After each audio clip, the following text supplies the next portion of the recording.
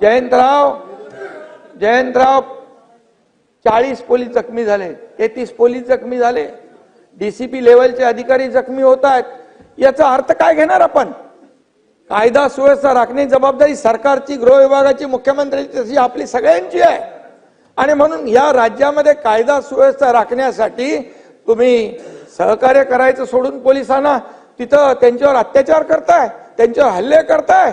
आणि त्याचबरोबर काय काय लोक बोलतायत, तुमचे हर्षवर्धन सपकाळ मुख्यमंत्र्यांची तुलना औरंगजेबाशी करतायत क्रूर प्रशासक म्हणून.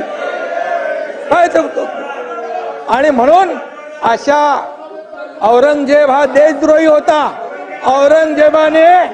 औरंगजेबाने धर्मवीर संभाजी महाराजांचा अनन्वित छळ केला, डोळे काढले, जीभ छाटली.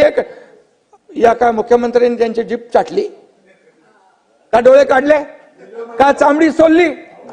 काय सोललंय? आणि म्हणून हे आमचं सरकार जे आहे, तुम्ही कुणाची तुलना कुणाबरोबर करताय? शिवाजी महाराजांची तुलना औरंगजेबाबरोबर करताय आणि या औरंगजेबाची तुलना क्रूर म्हणून, प्रशासक म्हणून यांच्याशी करताय. काय करताय? तुमचं काय चाललंय? आणि म्हणून तुम्हाला सांगतो, नाना तुमचे अध्यक्ष हर्षवर्धन सपकाळ यांनी माफी मागितली पाहिजे. या ठिकाणी माफी मागितली पाहिजे.